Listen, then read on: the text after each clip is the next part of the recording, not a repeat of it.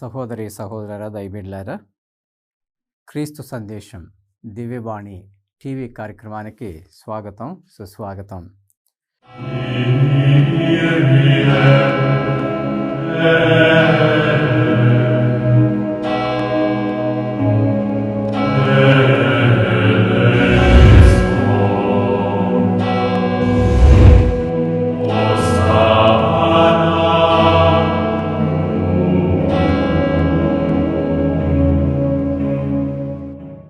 ప్రియమైన సహోదరి సహోదర దైవబిడ్డలారా, మన జీవితాల్లో ఒక్కోసారి క్రైస్తవత్వం ఎంతవరకు ఎదుగుతుందనే దగ్గరకు వచ్చినప్పుడు, క్రైస్తవత్వం ఎంత ఎత్తుకు ఎదిగి మంచిని చేయాలని తపన వైపు నడిపిస్తుంది అనే దగ్గరకు వచ్చినప్పుడు, ఒక గొప్ప విషయం ఏంటంటే గనక, ఒకప్పుడు కుష్టి వ్యాధి అనగానే జనాలు పారిపోయేవాళ్ళు, దగ్గరికి రానిచ్చేవాళ్ళు కాదు. ఏం జరుగుతున్నా కానీ వాళ్ళని పాపం పట్టించుకునేటటువంటి వాళ్ళు ఎవరు ఉండేవారు కాదు. అంటరాని వారిగా పరిగణించటం, బహిష్కరణకు గురి అవ్వటం, ఇదంతా కూడా జరుగుతున్నటువంటి విషయాలు. ప్రియమైన సహోదరి సహోదర దైవబిడ్డలారా, క్రైస్తవత్వానికి వచ్చేలకి ఇలాంటి పరిస్థితులు కూడా అసాధ్యం. వాళ్ళని బహిష్కరించాలి, అంటరాని వారిగా ఉంచాలి అనేటువంటి పరిస్థితుల్లో కూడా ఏ విధంగా క్రైస్తవత్వంలోనికి వచ్చి ఇలాంటి వారికి కూడా సేవ చేసి, ఇలాంటి వ్యాధిగ్రస్తులు, అంటరాని వాళ్ళుగా ఉండేటటువంటి వాళ్ళు, ఆ కుష్టి వ్యాధితో బాధపడుతున్నటువంటి వాళ్ళని కూడా చేరదీసి ఏ విధంగా వాళ్ళకి దైవత్వంలో నడిపించేటటువంటిది మనం చూడటం చాలా గొప్ప విషయం. దేవుడికి స్తుతి స్తోత్రాలు తెలియజేసుకోవాలి. ప్రియమైన సహోదరి సహోదర దైవబిడ్డలారా, క్రైస్తవత్వం ఏ విధంగా ఇలాంటి వారికి కూడా సేవ చేసిందనే దగ్గరకు వచ్చేలకి మనందరి జీవితాల్లో మనం నేర్చుకోవాల్సిన గొప్ప విషయాల గురించి ఈరోజు 2-3 ఉదాహరణలు చెప్పుకోబోతున్నాం. ప్రియమైన సహోదరి సహోదర దైవబిడ్డలారా, అప్పుడప్పుడు మన జీవితాల్లో ఇలాంటివి జరుగుతున్నప్పుడు ఆరంభంలో చాలా భయపడుతూ ఉంటాం. అసాధ్యం, మంచిది కాదు అట్లా వెళ్ళటం, వాళ్ళకి సేవ చేయటం అనేటటువంటిది. కానీ చిన్న చిన్నగా అలాంటి అసాధ్యమైనటువంటి విషయాల్లో కూడా, అంతుపట్టని పరిస్థితుల్లో కూడా క్రైస్తవత్వం అనేది ఎలాగ వెళ్ళి వాళ్ళని చేరతీసి ఈరోజు ఆ కుష్టి వ్యాధి అనే దానికి కూడా మందులు కనుక్కొని ఎంతగా ప్రపంచానికి మేలు చేసింది అనేటటువంటి మనం చూస్తూ ఉన్నాం. ప్రియమైన సహోదరి సహోదర దైవబిడ్డలారా, ఈరోజు ఈ విషయాన్ని అర్థం చేసుకోవటం కోసమై మదర్ మరియా నెక్కోఫ్, ఆమె పునీతురాలు, 2012వ సంవత్సరంలో పునీత పట్టం కట్టబడినటువంటి ఆమె మదర్ మరియా నెక్కోఫ్, ఆమె 1838వ సంవత్సరంలో జర్మనీ దేశంలో జన్మించింది.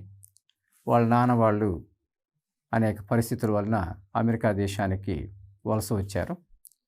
అమెరికా దేశానికి వలస వచ్చి వాళ్ళు అలా జీవిస్తూ ఉండగా, పాపం ఆ కుటుంబంలో ఈమె చిన్నప్పటి నుంచే పని చేయాల్సిన పరిస్థితులు, కుటుంబాన్ని పోషించుకోవడం కోసం ఆమె ఆ విధంగా పనిచేస్తూ ఉండగా, ఒక అమ్మగారు అయితే బాగుంటుందనేటటువంటి తలంపు, ఆశ, ఒక కన్యాస్త్రీగా, అమ్మగారుగా ఒక సభలో జాయిన్ కావాలనే తపన, ఆరాటం, మరొక వైపు ఇంటి పరిస్థితులు బాగోలేక పనిచేయటం, చిన్నగా ఆమె 24వ సంవత్సరానికి వచ్చినప్పుడు వాళ్ళ తమ్ముళ్ళు చెల్లెళ్ళు వాళ్ళ కాళ్ళ మీద వాళ్ళు నిలబడగలిగే స్థితికి వచ్చినప్పుడు ఇక ఆమె ఫ్రాన్సిస్కన్ సభలో జాయిన్ అవుతుంది. ఫ్రాన్సిస్కన్ సభలో జాయిన్ అయ్యి ఆమె చిన్నగా చదువులు ముగించుకొని, మాట పట్టు తీసుకొని ఏ విధంగా ఎదుగుతూ ఉన్నది.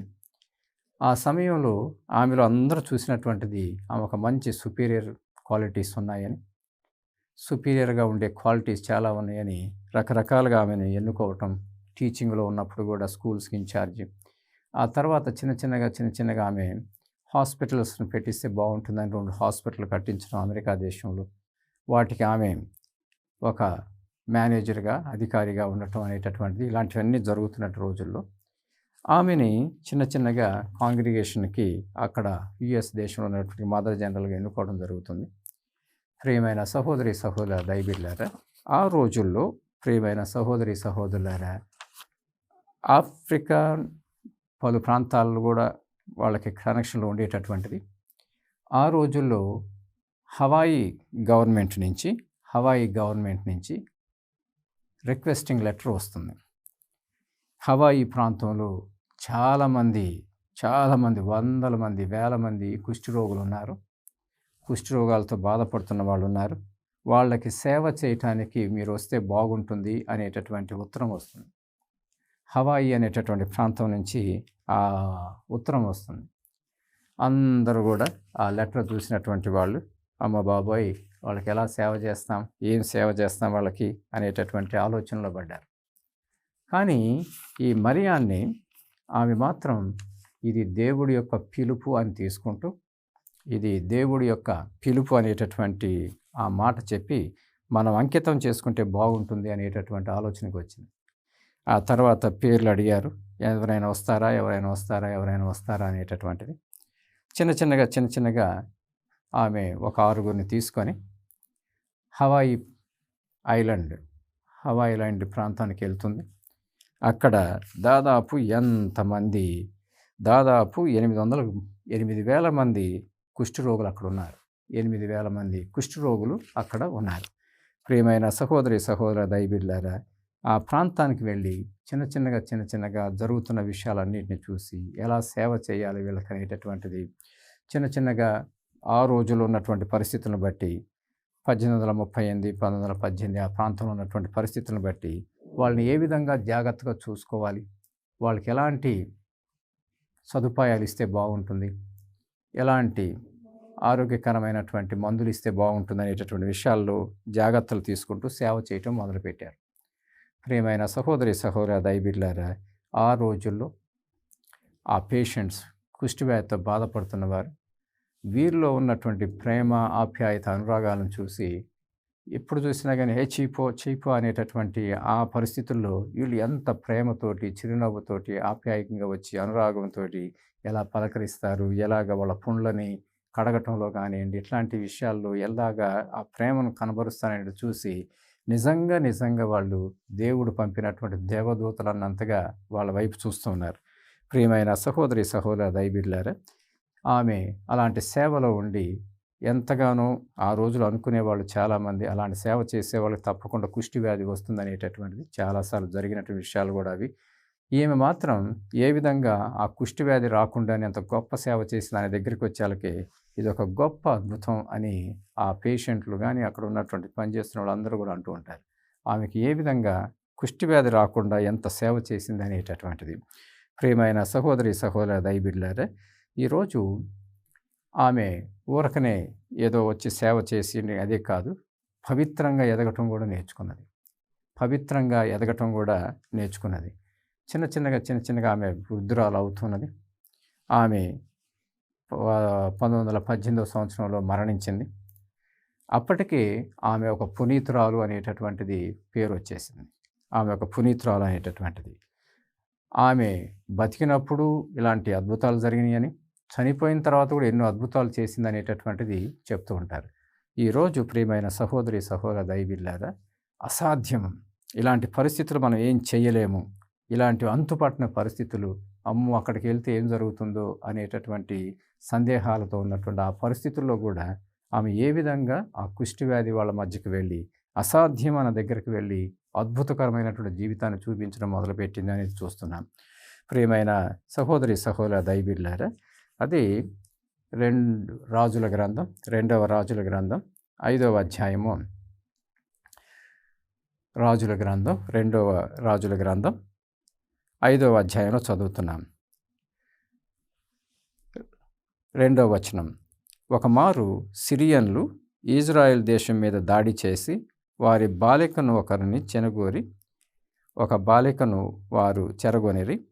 ఆ పిల్ల నామాను భార్యకు దాసి అయ్యను. ఒకమారు సిరియన్లు ఇజ్రాయెల్ దేశం మీద దాడి చేసి ఇజ్రాయెల్ చిన్న బాలికను తీసుకువెళ్ళి నామాను భార్యకు అప్పగించి ఒక దాసిగా పెట్టారు. ఒకరోజు ఈ నామాను కుష్ఠవ్యాధితో ఉన్నాడని చూసి 3వ వచనం చదువుతున్నాను. ఆమె ఒకనాడు, ఆ చిన్న బాలిక, చిన్న అమ్మాయి, ఆమె ఒకనాడు యజమానురాలితో, మన యజమానుడు సమరయలోని ఒక ప్రవక్త వద్దకు వెళ్ళి అక్కడ ఆ ప్రవక్త ద్వారా స్వస్థత పొందుకుంటే ఎంత బాగుండును అంటున్నది. సమరయాలోని ప్రవక్త వద్దకు వెళ్ళినా ఎంత బాగుండును అంటున్నది. ఆ దైవభక్తుడు మన దొర వ్యాధి నయం చేయును కదా అనెను. మన దొర వ్యాధి ఆ వ్యాధిని నయం చేయును కదా అనెను. నామాను రాజు వద్దకు వెళ్ళి ఇజ్రాయెల్ దేశం నుండి వచ్చిన ఆ చిన్న పనిపిల్ల ఇట్లు పలికినది అని విన్నవించను. రాజు అతనితో, నీవు ఇజ్రాయెల్ దేశపు రాజు వద్దకు వెళ్ళుము, నేను అతనికి ఉత్తరం రాసి ఇచ్చేదను అని చెప్పాను. ప్రియమైన సహోదరి దైవబిడ్డలారా, ఆ నామాను 30,000 వెండి నాణాలు తీసుకొని 6,000 బంగారు కాసులు తీసుకొని ఆయన ఆ చిన్న బిడ్డ చెప్పినటువంటి ప్లేస్కి ఆ ప్రవక్త దగ్గరికి వెళ్తున్నాడు. ప్రియమైన సహోదరి దైవబిడ్డలారా, ఆ చిన్న బిడ్డ ఎంత విశ్వాసంతో మన దొర ఆ ప్రవక్త దగ్గరికి వెళ్తే బాగుంటుంది కదా, నయం చేస్తాడు కదా అనగానే ఆయన ఎంత శ్రమ తీసుకొని అక్కడికి వెళ్తున్నాడు.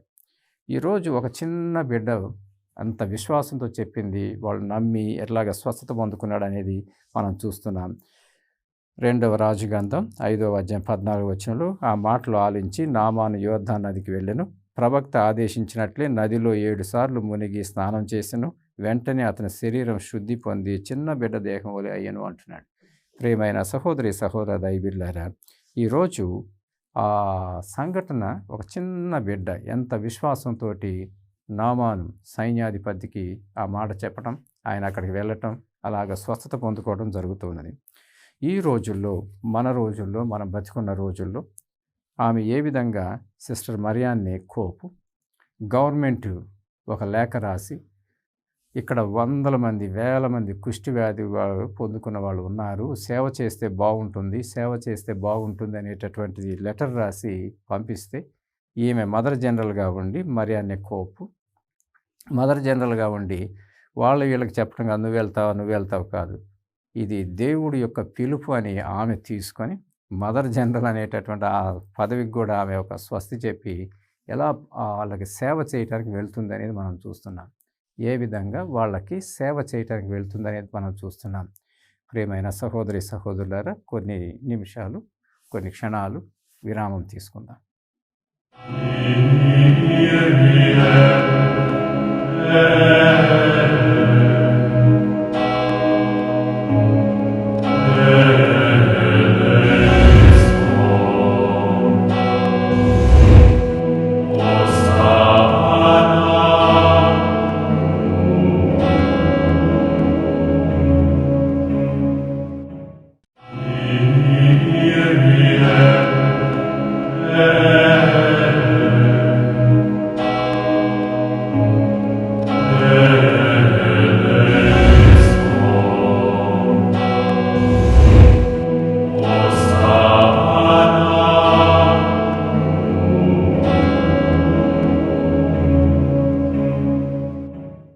ప్రియమైన సహోదర దైవబిడ్డలారా, క్రీస్తు సందేశం దివ్యవాణి కార్యక్రమానికి స్వాగతం, సుస్వాగతం.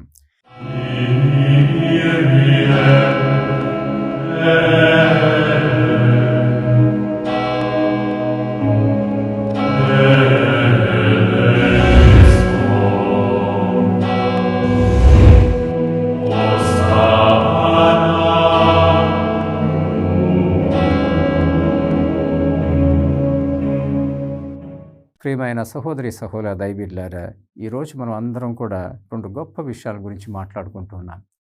క్రైస్తవత్వం అనేటటువంటిది ఎంతగా సేవ చేయాలనేటటువంటి సేవలోకి దిగుతుంది అనేటటువంటిది, ఆ రోజుల్లో కుష్ఠవ్యాధి అంటే అంటరానితనం, బహిష్కరించడం అనేటటువంటి ఉన్న పరిస్థితుల్లో క్రైస్తవత్వంతో ఆ ప్రేమతో కూడుకున్నటువంటి కొంతమంది ఎలాగెళ్ళి సేవ చేశారనేది, మరియాన్నే కోప్ అనేటటువంటి ఆమె ఎలా వెళ్ళగలిగింది, దేవుడిచ్చిన పిలుపు అని ఈరోజు మనం చూస్తున్నాం. ఆమె 1918వ సంవత్సరంలో మరణించింది. కానీ ఆ తర్వాత ఎన్నో అద్భుతాలు జరుగుతున్నాయని, ఇప్పటికి కూడా అద్భుతాలు జరుగుతున్నాయి అనేటువంటి చెప్తున్నారు. ముఖ్యంగా 1918వ సంవత్సరం ఆగస్టు 9వ తారీఖున ఎన్నో అద్భుతాల గురించి మాట్లాడుతున్న వాటిలో ముఖ్యమైనది ఒకటి, ఒక ఆవిడ రకరకాల భౌతిక శరీరంలో ఉన్న రకరకాల జబ్బులతోటి బాధపడుతూ ఎన్నో అవయవాలు పనిచేయట్లేదు అని చెప్తూ ఉండగా, ఎన్నో అవయవాలు పనిచేయట్లేదు, ఏమో చచ్చిపోతుందా అనేటటువంటి ఆ సమయంలో ఆమె దగ్గరకు వచ్చి ఒక నర్సు చెప్తున్నది, మనకి ఒక పునీతురాలు ఉన్నారు, మరియాన్నె కోప్ అనేటటువంటి వారు. వారికి నువ్వు ప్రార్థన చేసుకో. దేవాదేవుడు తప్పకుండా ఆమె ప్రార్థనా సహాయంతో నీకు స్వస్థత కలగజేస్తాడు అనేటటువంటి చెప్తుంది. ఆమె ప్రార్థన చేసి అమ్మా నిజంగా ఈరోజు ఈ నర్సు గారు వచ్చి నాకు చెప్తున్నారు ప్రార్థన చేసుకో అని. ఎంతో భక్తితోటి విశ్వాసంతోటి దేవుడి ఎదుట నా కోసం ప్రార్థన చేయి అని చెప్తూ ఉండగా అద్భుతంగా ఆమె సంపూర్ణ స్వస్థత పొందుకొని ఆరోగ్యవంతురాలు తిరగటం మొదలుపెట్టిందంట. ప్రియమైన సహోదర దైవబిడ్డలారా, ఈరోజు మనందరం కూడా చెప్పుకుంటున్నటువంటి గొప్ప విషయాల్లో ఎలాంటి అసాధ్యమైనటువంటి పనుల్లో కూడా ఎంత విశ్వాసంతో ఆమె వెళ్ళగలిగింది. మరియాన్నె కోప్ ఆ సిస్టర్ గారు ఎంత విశ్వాసంతో వెళ్ళగలిగింది. అంత విశ్వాసంతో వెళ్ళి పవిత్రంగా కుష్ఠవ్యాధుల మధ్య పనిచేసి 8,000 మంది కుష్ఠవ్యాధులు ఉన్నటువంటి ఆ ప్రాంతంలో ఏ విధంగా సేవ చేస్తూ ఊరకే ఏదో భౌతికపరమైనటువంటి విషయాలు పైన కాకుండా ఆంతరికంగా పవిత్రమైన జీవితం జీవిస్తూ వారిని కూడా పవిత్రంగా దేవుడి చెంతకు తీసుకునే తపనతోటి ఎంత సేవ చేసింది.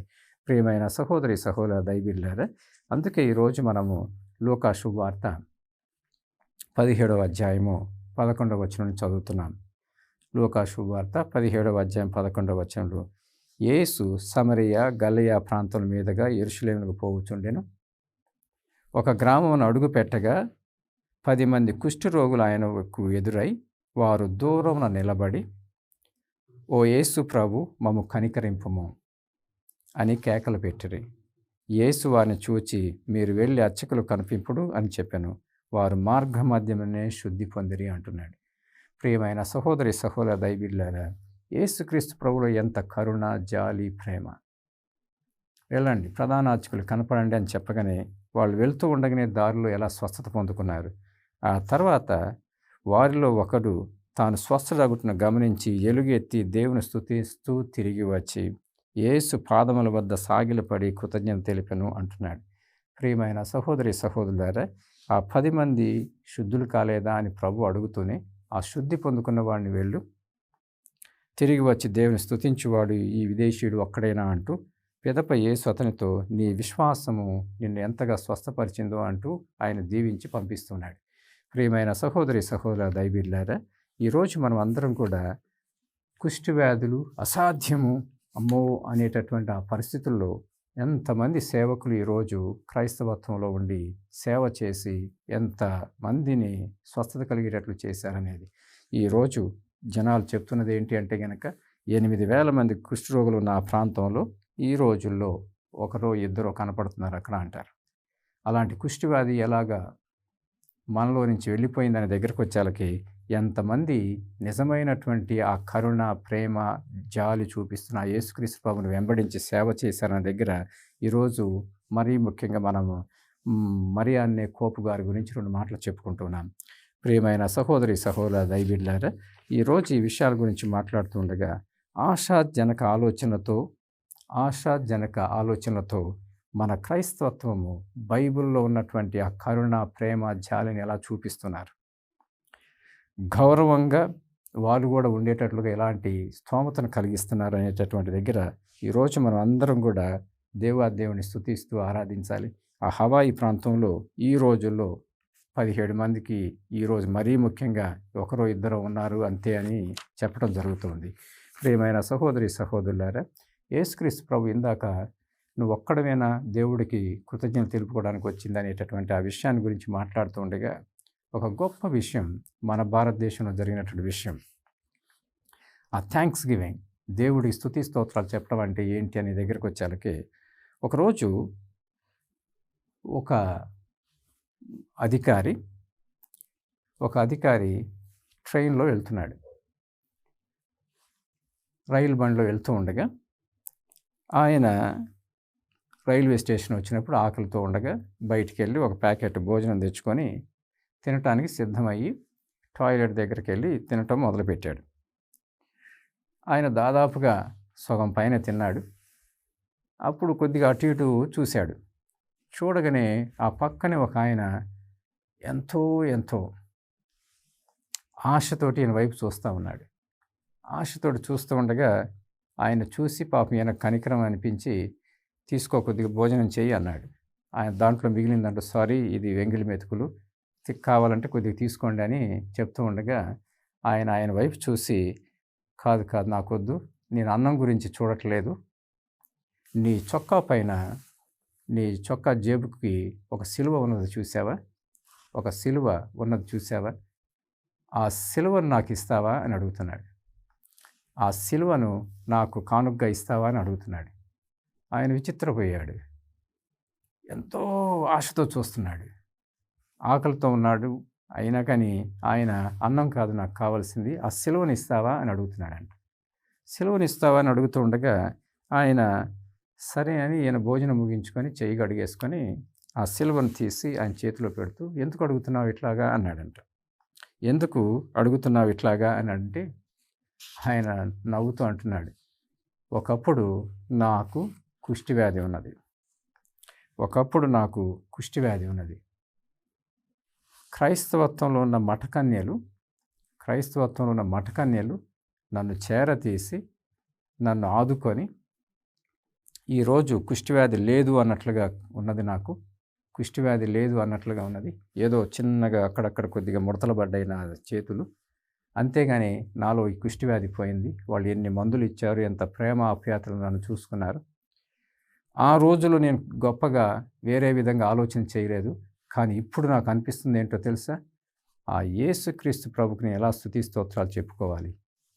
ఆ మఠకన్యలు ఆయన్ని వెంబడిస్తున్నారు చూసారా? వాళ్ళలో ఎంతగా దేవుడు ప్రేరేపిస్తే మాలాంటి వాళ్ళకు సేవ చేశారు అన్నది నేను చెప్పడం కోసమై ఆ సిలువను నేను తీసుకొని నేను పెట్టుకుంటాను. నా చొక్కాకు తగిలించుకుంటాను. అడిగిన వాళ్ళందరికీ చెప్తాను. ఒకప్పుడు నేను కుష్ఠవ్యాధిగ్రస్తుడిని. కుష్ఠవ్యాధితో బాధపడుతున్నటువంటి ఈ శిలువపై మరణించిన ఆ యేసుక్రీస్తును వెంబడిస్తున్నటువంటి ఆ మఠకన్యలు ఎంత ప్రేమ, ఆప్యాయత, అనురాగాలతో మందులు ఇచ్చి నన్ను కాపాడారు అనేటటువంటి విషయాన్ని అందరికీ చెప్పాలనుకుంటున్నాను అని ఆయన చెప్తున్నాడంట. ప్రియమైన సహోదరి, సహోదర దైవబిడ్డలారా, ఈరోజు సహాయ సెల్వన్ అనేటటువంటి ఆయన 2008 సంవత్సరంలో ఆయన గురువు. సహాయ సెల్వన్ అనేటటువంటి ఆయన గురువు. ఆయన ఈ విషయాన్ని గురించి 2008 సంవత్సరంలో చెప్తున్నాడు. "నేను ఇట్లాగ ట్రైన్‌లో వెళ్తూ ఉండగా నేను చొక్కాకి సిలువను పెట్టుకొని వెళ్ళి రైల్వే స్టేషన్‌లో ఆయన భోజనం తెచ్చుకున్నప్పుడు ఒకాయన నా వైపు ఎంతో ఆశతోటి చూస్తున్నారు. ఆయనకేమైనా పెడతారేమో అనేటటువంటిది. ఆయన అడిగిందేంటో తెలుసా?